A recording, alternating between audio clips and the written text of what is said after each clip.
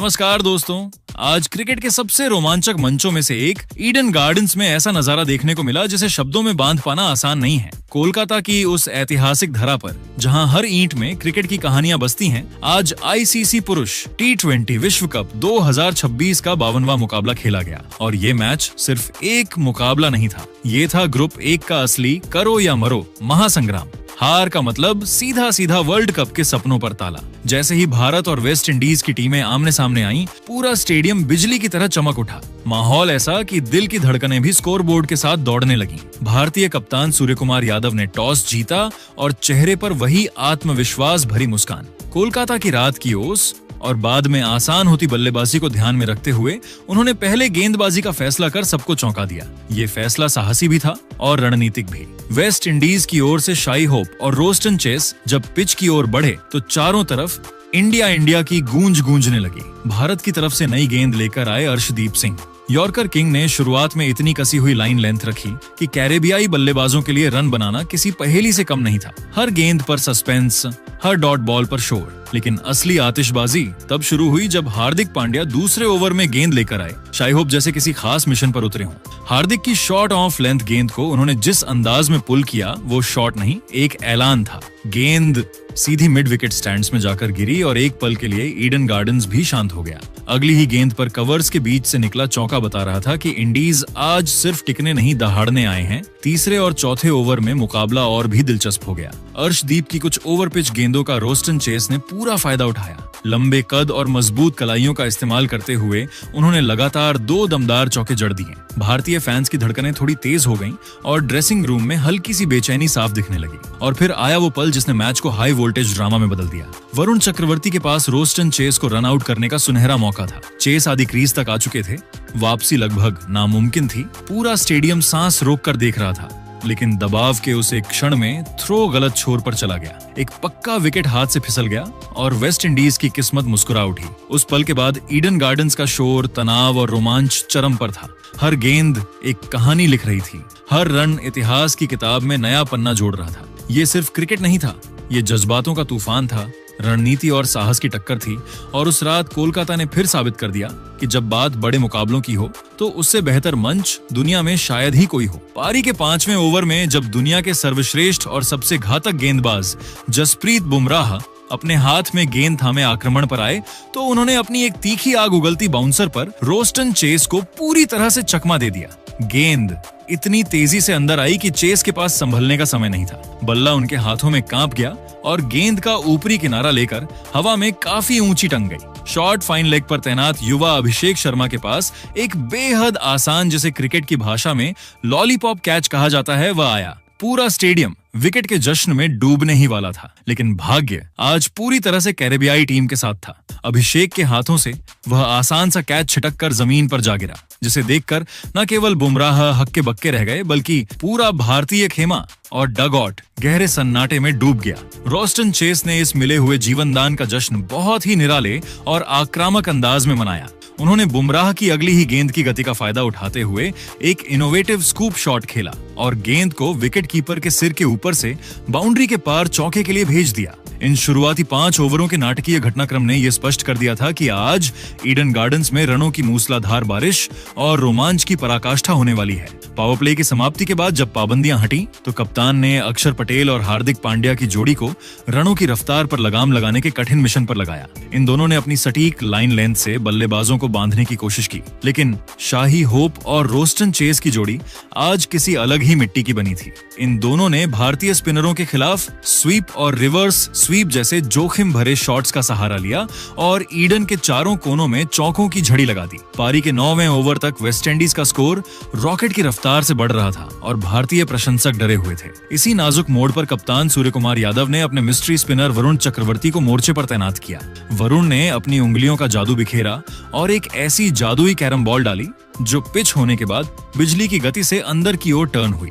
Shai Hope इस turn को पढ़ने में पूरी तरह विफल रहे और गेंद उनके डिफेंस को चीरती हुई सीधे मिडिल स्टंप से जा टकराई। भारत को आखिरकार वह पहली और बहुप्रतीक्षित सफलता मिली जिसकी उसे सख्त जरूरत थी। होप के आउट होने के बाद क्रीज पर कदम रखा वेस्ट इंडीज के सबसे विस्फोटक और निडर बल्लेबाज शिमरॉन हेटमायर ने। हेटमायर ने मैदान पर कदम रखते ही जैसे तबाही का मंजर रच दिया। उन्होंने अपनी पहली ही कुछ गेंदों पर हार्दिक पांड्या के ओवर में एक गगनचुंबी और विशाल जड़ा, जिससे गेंद स्टैंड्स की अंतिम कतारों में जा गिरी। इसके तुरंत बाद उन्होंने वरुण चक्रवर्ती के अगले ओवर में एक और प्रचंड झड़कर इतिहास रच दिया। इस शॉट के साथ हिटमायर ने एक ही टीबीज विश्व कप संस्करण में सर्वाधिक लगाने का विश्व रिकॉर्ड अपने नाम कर लिया। हिटमायर की इस बेलगाम आक्रामकता को देख ऐसा प्रतीत हो रहा था कि वेस्ट इंडीज की टीम आज 200 या 220 के विशाल युग को बड़ी ही आसानी से पार कर जाएगी। लेकिन तभी ईडन गार्डन्स के उस महान रंगमंच पर शुरू हुआ जसप्रीत बुमराह का वह जादुई स्पेल, जिसने पूरे स्टेडियम और कैरेबियाई खेमे को पूरी तरह से स्तब्ध और मूक कर दिया।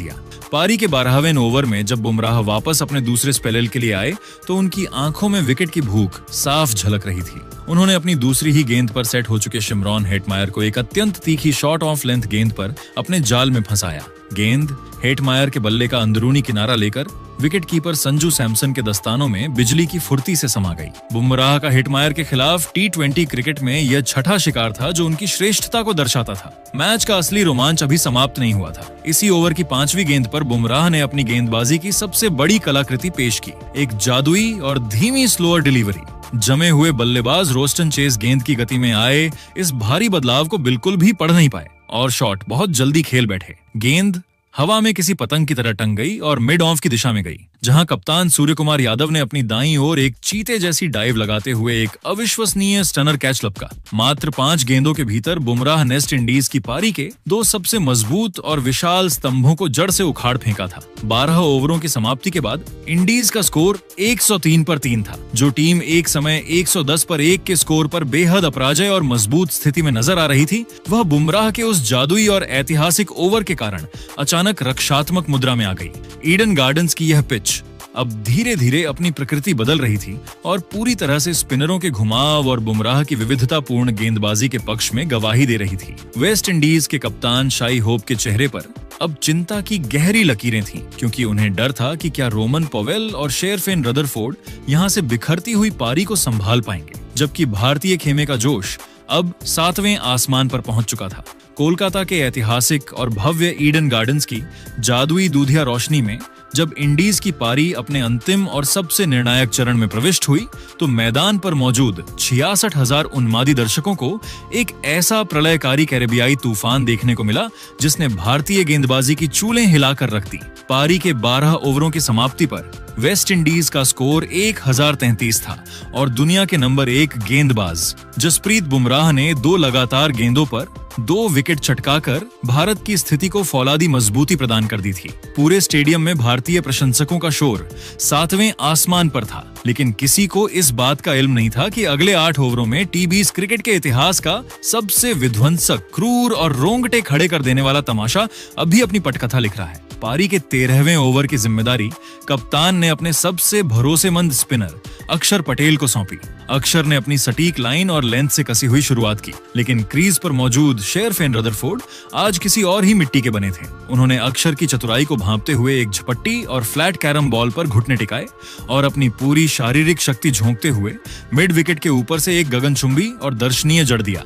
बाउंड्री लाइन पर तैनात युवा तिलक वर्मा ने किसी भूखे चीते जैसी फुर्ती दिखाई। उन्होंने हवा में लगभग 4 फीट ऊंची छलांग लगाकर गेंद को लपकने का एक अविश्वसनीय प्रयास किया, लेकिन नियति आज वेस्ट इंडीज के साथ थी। गेंद उनकी उंगलियों के पोरों को चूमती हुई बाउंड्री के पार स्टैंड्स में जा गिरी। 14वें ओवर में उपकप्तान हार्दिक पांड्या ने अपनी अनुभवजन्य चतुरता का परिचय दिया। उन्होंने रनों की रफ्तार पर अंकुश लगाने के लिए एक बेहतरीन ऑफ कटर गेंद फेंकी, जिसकी गति में आए बदलाव को रदरफोर्ड बिल्कुल भी पढ़ नहीं पाए। गेंद बल्ले का बाहरी किनारा लेकर सीधे विकेट कीपर संजू सैमसन के सुरक्षित दस्तानों में समा गई। रदरफोर्ड मात्र 14 रन बनाकर बेहद निराश मन से पवेलियन की ओर चल दिए और ईडन में एक बार फिर इंडिया इंडिया की गूंज सुनाई देने लगी।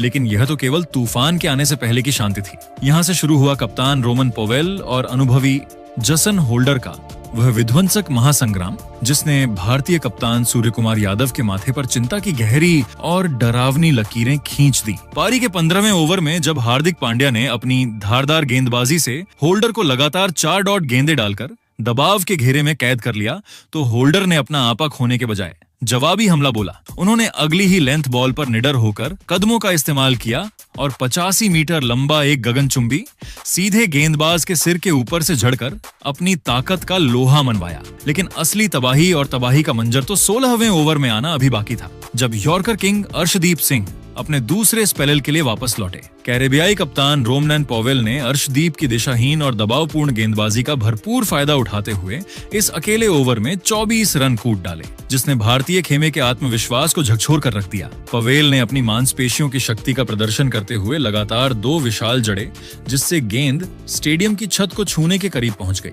ओवर की अंतिम गेंद पर उन्होंने अपनी कलाइयों का इस्तेमाल करते हुए एक शानदार लेट कट शॉट के जरिए चौका बटोरा और ओवर का एक बेहद आक्रामक अंत किया। कमेंट्री बॉक्स में बैठे रवि शास्त्री ने अपनी कड़क आवाज में इसे इस महामुकाबले का सबसे बड़ा टर्निंग पॉइंट करार दिया, क्योंकि यहां से मैच का मनोवैज्ञानिक संतुलन पूरी तरह से वेस्ट इंडीज की ओर झुकता हुआ प्रतीत होने लगा था। ईडन गार्डन्स के उस ऐतिहासिक रण क्षेत्र में, जहां हवाओं में बढ़ती ओस और दर्शकों का शोर एक अलग ही समा बांध रहा था। मैच का रोमांच तब अपने चरम पर पहुंचा जब पारी का 17वां ओवर फेंकने के लिए मिस्ट्री स्पिनर वरुण चक्रवर्ती को मोर्चे पर लगाया गया। वरुण ने अपनी फिरकी के जाल में अनुभवी जसन होल्डर को फंसाने की भरसक कोशिश की, लेकिन होल्डर आज किसी और ही ग्रह की बल्लेबाजी कर रहे थे।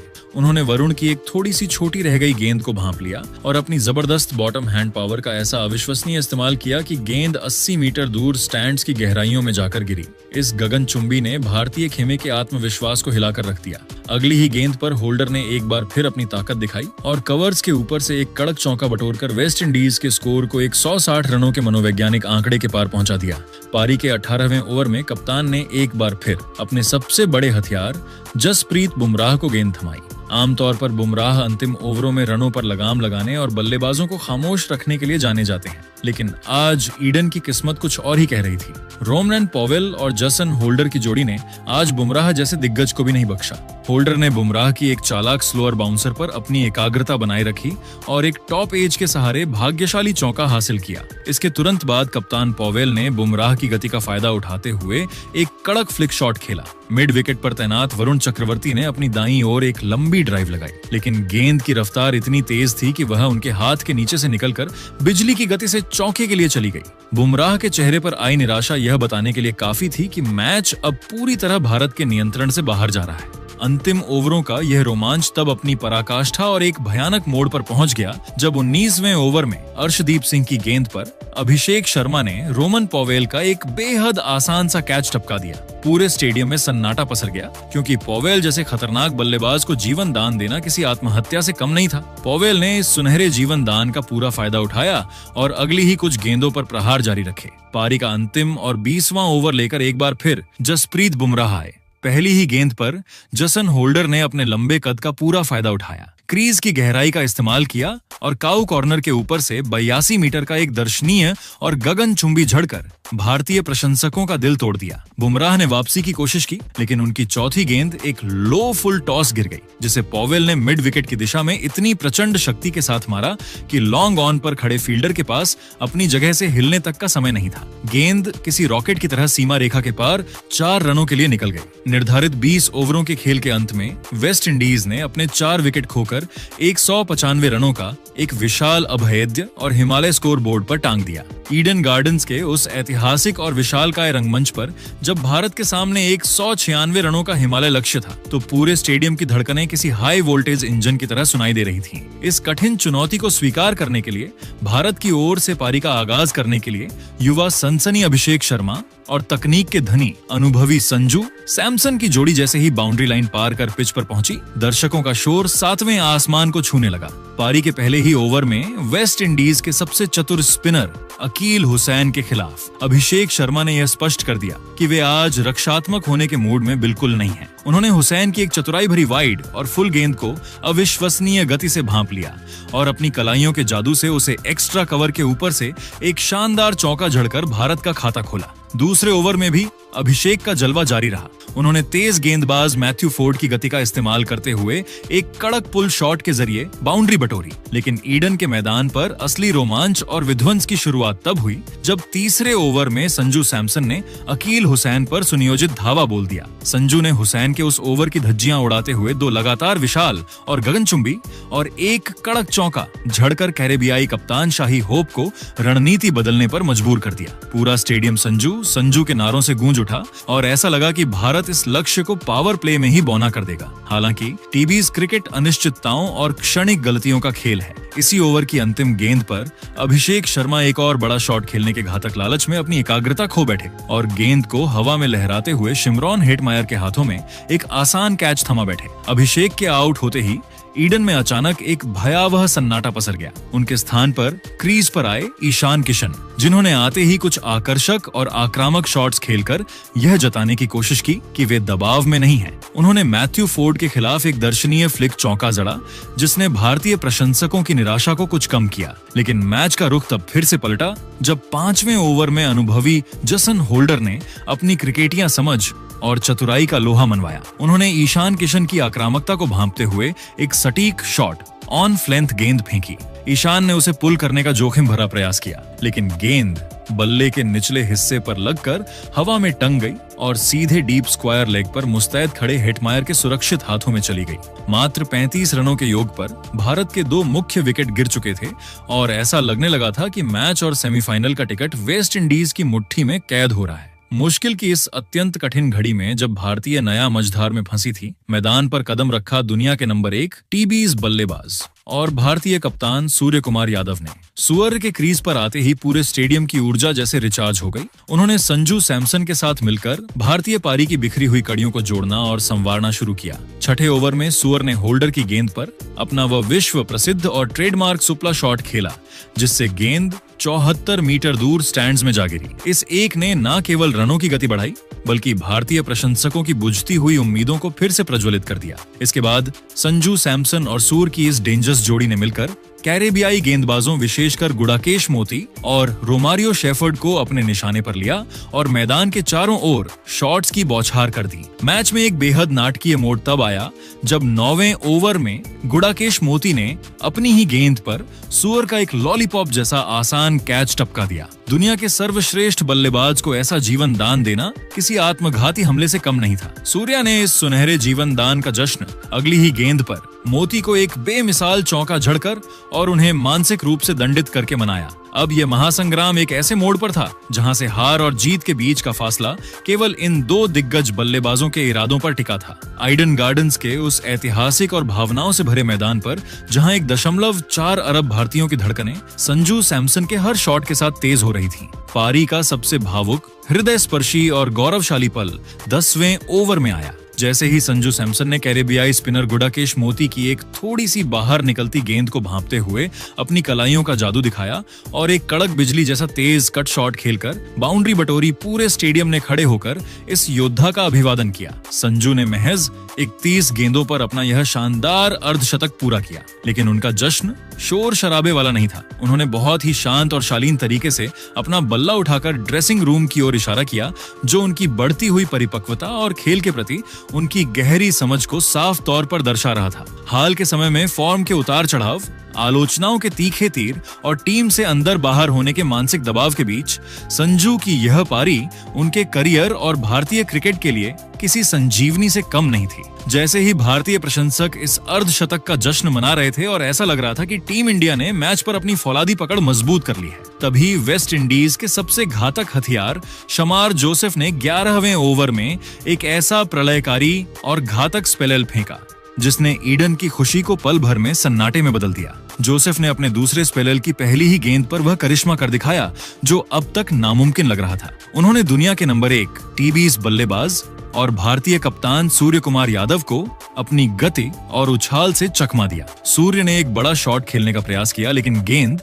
उम्मीद से ज्यादा उछली और एक्स्ट्रा कवर की दिशा में हवा में तैरने लगी। वहां तैनात शेयर फेन रदरफोर्ड ने अपनी आंखों को गेंद पर जमाए रखा और आगे की ओर एक लंबी साहसी डाइव लगाते हुए धरती से चंद इंच ऊपर एक अविश्वसनीय फ्लाइंग कैच लपका। सुअर के आउट होते ही कैमरा स्टैंड्स की ओर मुड़ा। जहां उनकी पत्नी और डगआउट में मौजूद कोच गौतम गंभीर समेत सभी भारतीय खिलाड़ी पूरी तरह स्तब्ध और हताश नजर आए। यह भारत के लिए इस मैच का सबसे बड़ा और सबसे दर्दनाक झटका था। जब 12 ओवरों का खेल समाप्त हुआ तो स्कोर बोर्ड पर भारत का स्कोर 1043 था। संजू सैमसन 34 गेंदों पर 58 रनों की एक महागाठा लिखकर क्रीज के एक छोर पर अंगद की तरह पैर जमाए हुए थे। उनके चेहरे पर वह दृढ़ संकल्प साफ दिखाई दे रहा था जो बड़े मैचों के बड़े खिलाड़ियों की पहचान होती है। सुअर के जाने के बाद उनका साथ देने के लिए युवा और प्रतिभाशाली तिलक वर्मा मैदान के बीचों बीच पहुंच चुके थे। अब ईडन के उस रण क्षेत्र में समीकरण किसी हाई वोल्टेज थ्रिलर फिल्म की तरह रोमांचक और चुनौतीपूर्ण हो चुका था।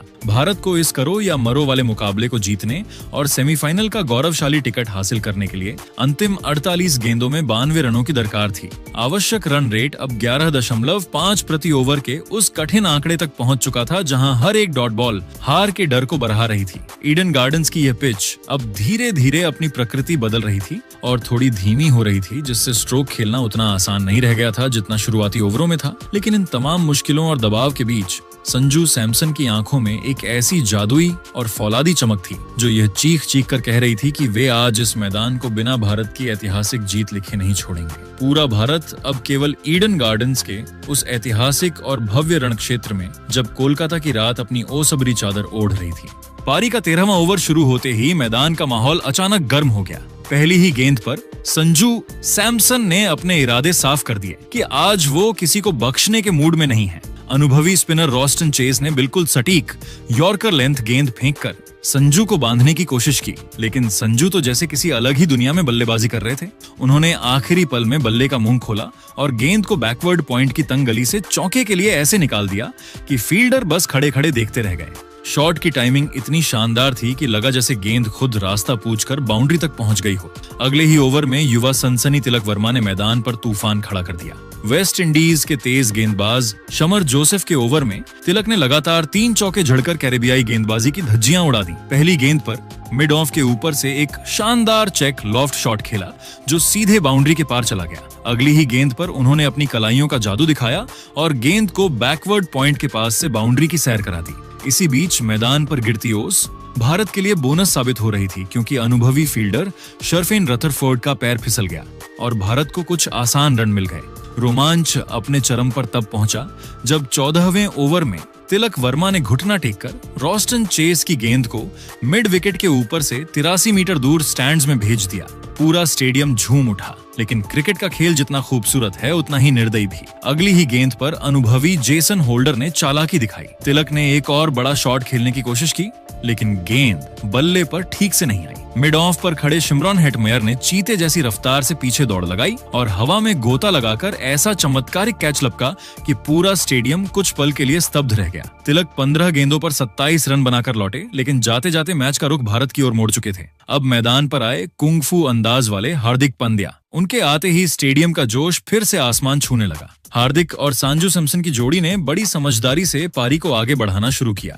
15वें ओवर में संजू ने होल्डर की ऑफ पेस गेंद को पढ़ लिया और कवर के बीच से ऐसा चौका जड़ा कि गेंद मैदान चीरती हुई बाउंड्री तक पहुंच गई। संजू की बल्लेबाजी देखकर हार्दिक इतने खुश हुए कि बीच पिच पर जाकर उन्होंने संजू के हेलमेट पर हल्की सी थपकी देकर उनका हौसला बढ़ाया। फिर आया मैच का सबसे नाटकीय मोड़। 17वें ओवर में एक्स्ट्रा कवर पर खड़े जेसन होल्डर के हाथों से हार्दिक पांड्या का बेहद आसान कैच छूट गया। ये जीवन दान भारत के लिए किसी वरदान से कम नहीं था। मौका मिलते ही हार्दिक ने अगले ओवर में रोमारियो शेपर्ड की गेंद पर अपनी ताकत का नमूना पेश करते हुए एक जबरदस्त चौका जड़ दिया, लेकिन किस्मत ने फिर करवट ली। 19वें ओवर की शुरुआत में शमार जोसेफ ने शानदार वापसी करते हुए हार्दिक को कैच आउट करा दिया और भारत को 5वां बड़ा झटका लगा। अब करोड़ों भारतीयों की उम्मीदें अकेले संजू सैमसन और नए बल्लेबाज शिवम दुबे के कंधों पर आ टिकी थीं। लेकिन दुबे ने मैदान पर आते ही दबाव को जैसे हवा में उड़ा दिया। उन्होंने उसी ओवर में लगातार 2 जोरदार चौके जड़कर मैच का समीकरण पूरी तरह भारत की तरफ मोड़ दिया।